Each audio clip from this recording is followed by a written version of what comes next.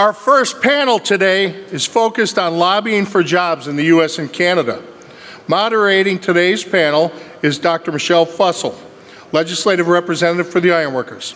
She'll be joined by Alan Susky, Executive Vice President and Principal State Practice for Shoemaker Advisors, Julia Donnelly, Vice President of Almeida Public Affairs, and Lindsay Maskell, Government Relations for Lindsay Maskell Consulting. Please give them your undivided attention. Well, good morning, everybody. Thank you. As you can see, Julia couldn't join us. Jim Green from Penn Services has agreed to step in and talk a little bit about what it's like as an employer to be lobbying. But just really quick, for a brief introduction, Lindsay, if you want to introduce yourself to the crowd. Sure. I'm Lindsay Maskell. I do the government relations and grant work for the ironworkers across Canada, coming up on 10 years now. And I'm also a member of Local 721, so Business Manager Neil McDonald's least useful member. Jeff Green. I'm with had a structural steel crane rental and rigging company based in the Midwest, and they've got very active in rebar, worked around the country. And then I also had the privilege or opportunity to actually lobby Congress and testify before Congress and work locally. Good morning, everybody. I'm Alan Susky with Shoemaker Advisors. I manage the state lobbying practice for Shoemaker, Loop & Kendrick, which is a large law firm, mostly based in our largest office is in Tampa. Obviously, I'm here in Florida. We've represented you all for about a year and a half now. Very excited and happy to be here. Good morning, everyone. And as Mr. Dean said, I'm Michelle Fussell. I have been with the Ironworkers for 24 years now, member out of Local 14, and on the international staff for about 6 now. So just want to get started this morning talking a little bit about federal infrastructure funding in the US and Canada. I'm sure you're all aware 2 years ago, almost 3 years ago now, the IIJA was passed, which is the Investment in Infrastructure and Jobs Act, and it was a $1.2 trillion package. And since then, we've seen the IRA and CHIPS bills also pass, and other legislation and regulations that have come out of the federal government that we have now seen flowing into the states and municipalities. So we're here to talk more about how this money is now being used as it hits our locals, how it's involving our contractors and our local unions. So Lindsay, would you tell us a little bit about how it's working in Canada? Okay. So our equivalent of your act happened for us in 2017. With a $180 billion infrastructure plan from the federal government. And proportionately, actually, we're just over, your population is about 8.5 times more than Canada. And so that is actually about an equal investment in critical infrastructure. And the way this happens is actually 13 bilateral agreements between the territories in each province. They've been updated every single year, and that flows that money from the federal government to our provinces. But the provinces basically get to make the decisions with the mayors. So anytime I get to talk to people, I always say, if you can know your mayors, that's critical in Canada, because they, with their provincial premiers, are deciding how infrastructure is being spent. We have had another big major investment, obviously, because of your Inflation Reduction Act. So in the last year, end of 2023, it's going to last until 2036, I believe, is our Green Energy Investment Tax Credit.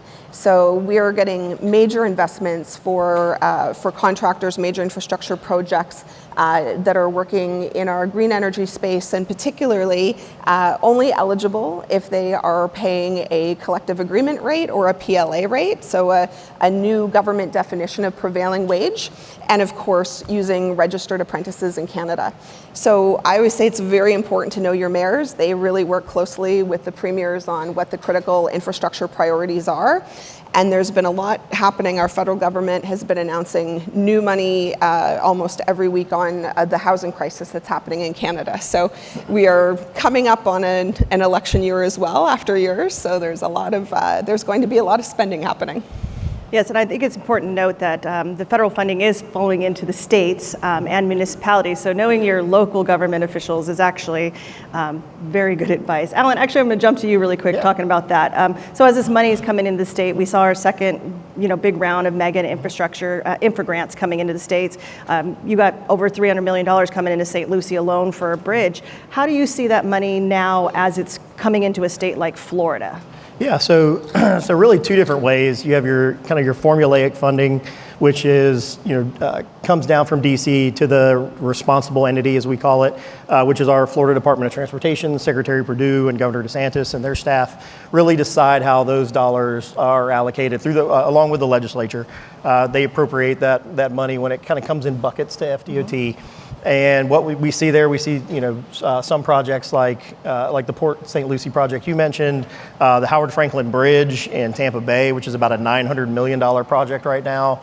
Yesterday they announced well over $100 million in grants for several airports in Florida. Fort Lauderdale Airport is going to get $50 million for some terminal expansion.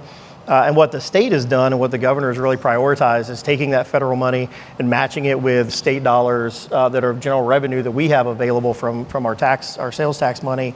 As you all may know, we have thousands of people moving to Florida every day. That's on top of tourism and the record numbers that we've had in recent years. All that revenue, the governor and the legislature have really focused on one-time infrastructure spending as a major priority instead of growing kind of recurring programs that they would be worried about down the road. They're really trying to spend that money significantly in the infrastructure space. So we're really seeing that match up and really enhance those projects and speed them up to make them, put them in production a little faster. And then second to that, you do have, similar to in Canada, where mayors and local governments can apply for specific competitive grants that are kind of outside of those formula funding. So very similar to Lindsay's point, I think getting to know your local delegation and your local airport directors, your local port directors, your local mayors and county commissioners is extremely important when it comes to that type of funding. Yep. And Jim, let's go to you. How is that helpful for you as a contractor and an owner? How does that help you with your business model? Yeah, I think first of all, I'd like to thank all the contractors who've come to the conference. I think it's important to recognize that the government funding is a huge part of our work that we do, and so you need to be engaged in that environment. Get out of your comfort zone, and not look at it from a transactional standpoint as a specific job, but having a relationship over time with the people who can influence how the job goes and how the job works. The people usually in government generally want to help and make a change, and then we need to help. We have a tremendous message, not just, hey, we're union. Hey, we're union, we have a workforce development, we're part of the community, we're here for the long term. And I think we need to continuously share that message with the people who influence the decisions that we make. Jim, can you talk a little bit about your personal experience lobbying too? Yeah, so my personal experience, to get outside the comfort zone, I worked with a trustee on a multi-employer plan, National Coordinating Committee multi-employer plan, and they were like, hey, we want you to go testify before Congress. I'm like, what? And it was a really eye-opening experience for me.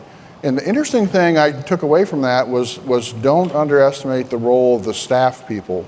The elected representative is the figurehead. They're very, very busy, so you need to have a very concise, simple message. And again, like I said before, we have a great story to tell. We need to tell that story and help give them that story so that they can share that with people and then share that with the elected representative. But if you don't ask, you don't get. So again, it's important to be engaged. Alan, and just speaking on relationships, let's talk a little bit about what that relationship with administrative official or an elected official looks like and why that's important to everybody in this room. Yeah, sure. Well, so I always tell clients of mine and partners that we work with, it's one thing for me to walk into a room and talk to a member of the legislature or of the executive branch. I'm there in Tallahassee every day. They know me. I'm a known face, but we're in there talking about a lot of issues for a number of clients in different sectors. It's a completely different issue when you all come to Tallahassee and have that conversation face to face. They know that you're taking time out of your day and away from your business and the things that you care about in your family to come in and talk to them. And I think that shows the importance, but I think there's another layer to it that's even more important than that. Again, if you come to the Capitol, and I'm going to talk about Florida, but this I would imagine applies to every state as well as to your members of Congress. If you come to the Capitol, that's great, and it's something you should do. However, what's more important is the daily, weekly, monthly interaction at the local level. If you take someone like, and I'll throw some names that many of you probably won't know, but Ed Hooper is a state senator from Pasco County here in Florida, just to the west of us. He is the Transportation and Economic Development Appropriations Chairman in the Senate. He will be the full Senate Appropriations Chairman the next 2 years. So for those of you in the Tampa Bay area, getting to know Ed and spending time with him and inviting him to not just your work events, but if you have those are great. But if you're a member of a chamber or a Rotary or a church or anything like that, inviting them and getting to know them personally and having them take have an understanding of what you do and take an interest in you and your life is something that when you come to Tallahassee that one time a year or twice a year, it's far more impactful. Just like in your businesses, friends want to help friends. Politics is no different. When you know someone and you've known them for years and they like you, it's much harder for them to tell you no. And so, what does that relationship mean for your bottom line and for the members? I would say that, yes, there are challenges in red states when it comes to labor issues. We all know that. However, there are things where, I think there are absolute areas where this Republican majority that we have in Florida, a supermajority, frankly, in all aspects of political life at the state level, you all care about some of the same things. You care about apprenticeship and training and safety and infrastructure spending and all these things. And I think those are areas where you all could certainly work together and should work together. They want to hear your voice. They want to talk to you about it. So I would just encourage you all to not make it a once a year thing. If you are ever in Tallahassee, through Michelle or whoever, we're happy to walk around with you and set meetings up and help and give you advice and tell you, who the important people are to talk to. In Florida, we have term limits, 8-year term limits. So it's kind of easy to know where people are in the leadership ranks. I could tell you who the Speaker of the House is going to be in Florida in 6 years from right now. I don't really love that as much, but it's the process that we have. And so use us as a resource, but use that resource back at home because it's far more effective than just coming to Tallahassee with me once a year. Just really quick, show of hands, how many of you have visited with an elected official? Oh, good. I like that. So let's talk a little bit. You talked about standards. So one of the other things that's happening with this money that's coming in the U.S. and Canada is specifically on the IRA, which is a energy-related tax credit program that has extra incentives if you are paying prevailing wage, if you have registered apprenticeships. So in short, if you have a project labor agreement. So Lindsay, I'll talk to you a little bit about how those standards are also applied in Canada. What are the labor standards that are attached to the federal money in Canada as well? Yeah, so a collective agreement, union negotiated collective agreement rate, or a PLA, and then of course registered apprenticeship, which is so important to a project. It basically means that it's our contractors, our unions that are going to be able to get that work, and if they can't compete on that level.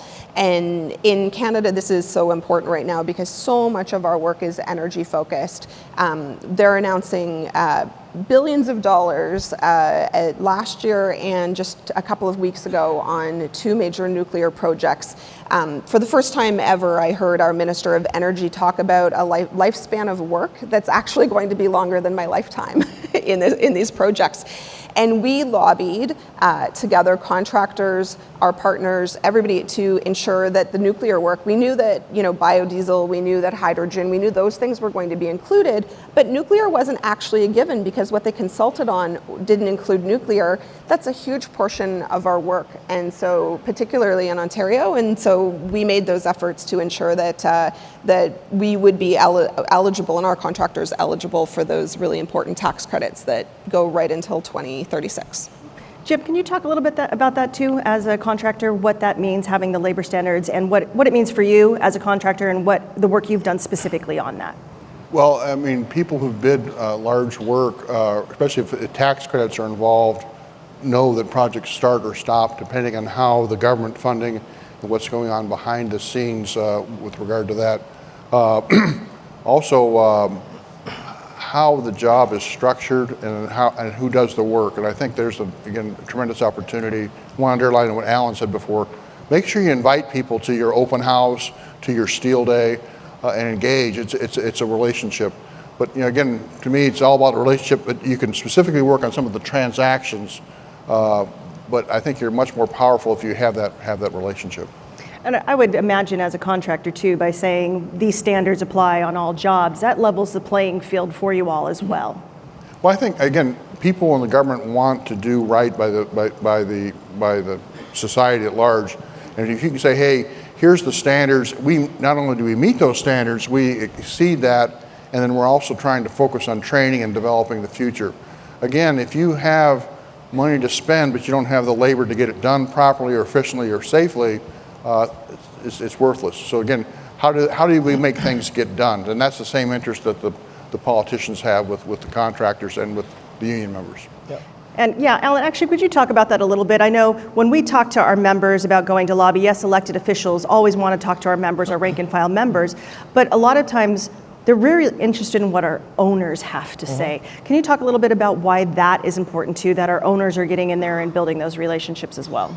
Yeah, I think it's always good to have a diverse message, right? It's good to have more people in the room.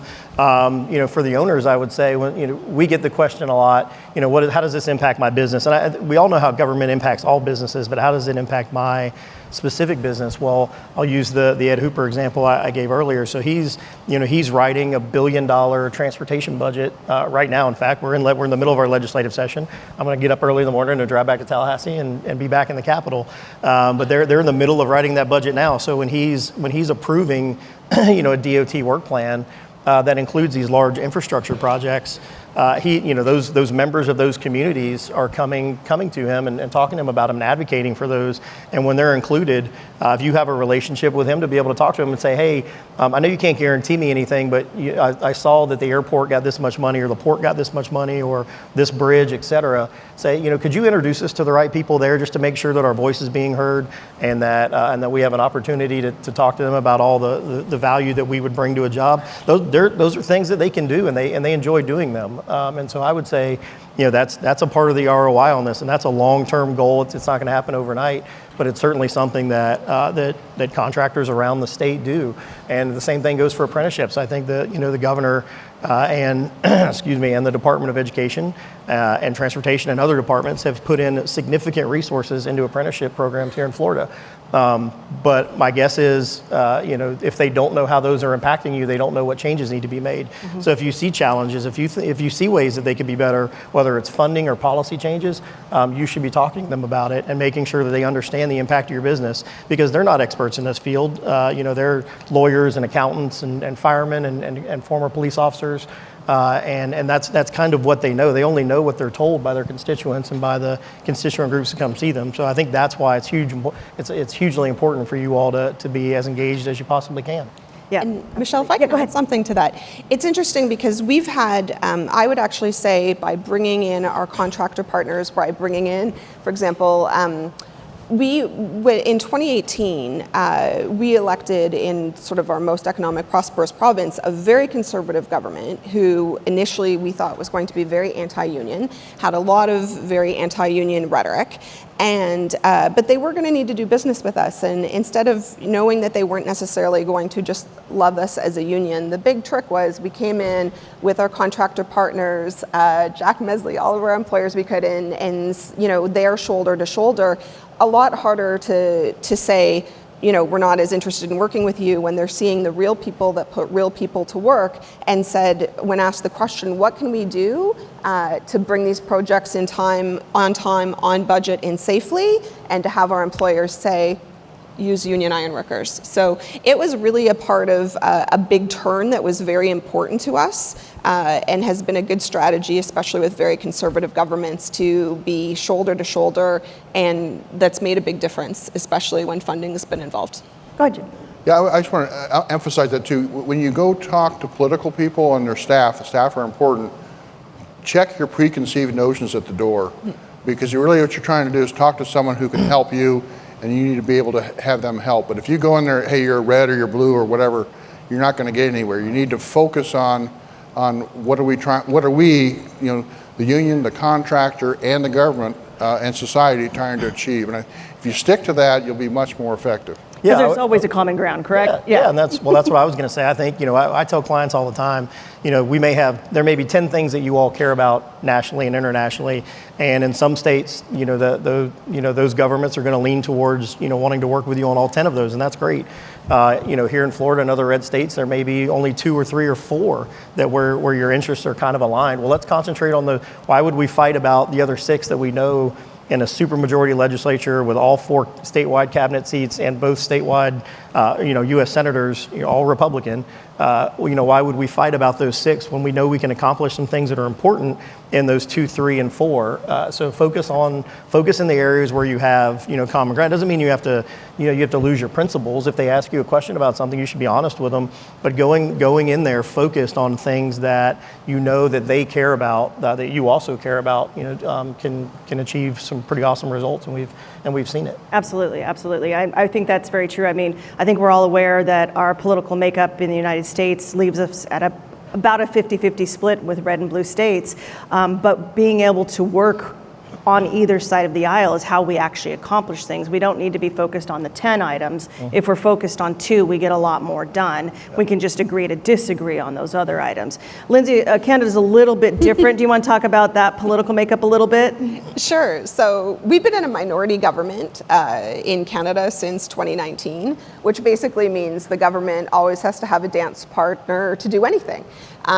They've had a supply motion agreement with the New Democratic Party, so a more left-leaning than centrist party, to get major things done and to move things forward. Sometimes there's things they don't agree on, and then the unlikely dance partner is Quebec, so the party out of Quebec. Because every vote in Parliament that involves money could mean the government falls. So they are in constant election mode. But what that really means for us is the importance of working with everybody and having relationships with everybody. The current federal government has been wonderful to Labour, but we're also dealing with a part that we have a very unpopular prime minister, but people very much like their policies. We have a person running for leader who we sort of do think is a little more Donald Trump style, but he is definitely just hoping that he can win by the part that people have a dislike of our current prime minister, and is only going to be running on axing the carbon tax. But despite my opinion on that, we have to have a relationship with everybody. And so we really have to reach out across party lines and find out what we have in common. So we've been working hard on that, from everything from, of course, Jimmy Busson's met with Pierre Poilievre. We've had Burt Royer from Impact. We've had events where we've invited the staff even to great things. They need to come in and meet our members, meet our employers, and just the regular meetings and updating them and letting them know that we're open to working with them. For having built a relationship with conservative governments and turn them into pro-labor, pro-infrastructure spending governments in other provinces, showing that the voice and the vote that our members have, that our employers have, and the economic impact of what we do would make a difference for them. So just really trying to bridge that gap and working with everybody. So it takes a lot of extra time and a little more flights to Ottawa, but it's never boring. It's probably very true in Washington, D.C. as well. I am not lucky enough to lobby in Washington, D.C. I know, Jeff, you've gotten to do that as but anyhow, so as the money is moving down into our states and out to these jobs, we're seeing a lot of jobs on what we think of as traditional infrastructure, right? Does anybody need a bridge? I think we have a few $1 billion in bridge money that has come out just in the last 14 months. $1 billion alone to the Blatnick Bridge in Minnesota. It's great work on the ground there in conjunction with the state DOT, the federal government, federal US DOT, local union, the local elected officials there. It was a big haul over the last year to make sure that grant came through. And then it's also going to be a challenge, I'm sure, for the local union to staff that job and build that bridge in the next 7 years here. We have that also happening on the Ohio-Kentucky border with the Brent Spence Bridge in Washington and Oregon, with the I-5 replacement that just got $600 million as well. We talked about the bridge briefly that's coming here in Florida. There's also one in Massachusetts that's got $300 million of this federal funding.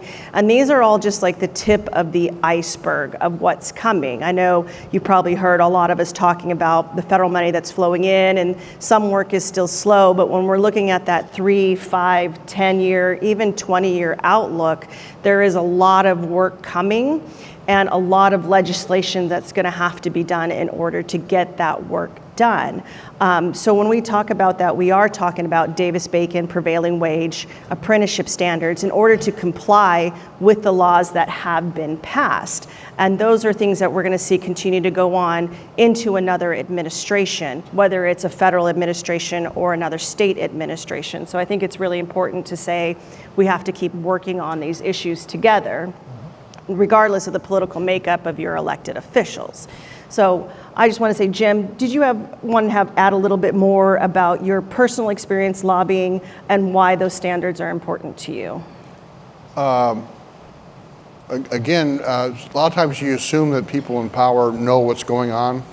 Not true. And that's where it's incumbent on us to go and talk. Again, don't forget about the staff people and the political leaders about what we do. We have a tremendous story as a union, as union contractors and union members, and are a vital part of the community. And we kind of set the bar and set the standards of where things are going. If you think about it, the unions 150 years ago were keeping people from getting killed and worked to death, and that's changed now to how do we best use the government's money to help society with building a workforce, doing it safely, and then setting a standard and an expectation for where not only the government needs to be, but where the private industry needs to be. And so when we tell that story to people, and here's why it's good for the contractor and good for the employees or the union members to work together, people, that resonates with the people in the government, because the people in the government are saying, hey, I want to make society better. And our answer is choose us, because that's what we're about it too. Alan, your final thoughts on this? No, well, I would just encourage everybody, like I said, to start locally and start building those relationships as often as you can. And that doesn't always mean, I think people usually think that we mean fundraising when we talk about that. That's not necessarily what I'm talking about. That is a part of it, but that's not the main focus. It really is about building that personal relationship, and the more of a personal touch that you can have with your local representatives year round, the more effective that we're going to be able to be, helping you all in the state capitol every year during our 60-day session. So again, thank you all for inviting me here, and we look forward to talking with all of you in the coming years. Lindsay? Yeah. Well, first of all, I would like to take this 1 second to say that, if we're lobbying for jobs, I really do want to acknowledge the hard work that Jason Rowe and the Ontario Rectors Association and Ontario District Council is doing on that, us doing it together. Particularly with Canada's first battery plant. So we have a $15 billion government investment into this business. We have about 6 more slated for Canada, and working really hard to try to get it right and set a model for this to be 100% our work in Canada. So just knowing that lots of other people that are here are doing this hard every single day and really carrying the banner for us on all of our future work. But I do think it's just really important to say it's just, it is relationships. It's about people, and invite your politicians in to have them see what you're doing. You have the world's best photo ops at all opportunities, and it's really great to have them come to you instead of you having to chase them around on your state, provincial, or legislative capital. Absolutely. And if we call and ask you to go on a visit, please come with us. And if you want to go on one, take Alan, any of us up on that offer. We would be happy to take you on a visit. So thank you, everybody, for your time this morning. Appreciate it. If you have any questions, please find one of us. We'd be happy to talk to you. Great.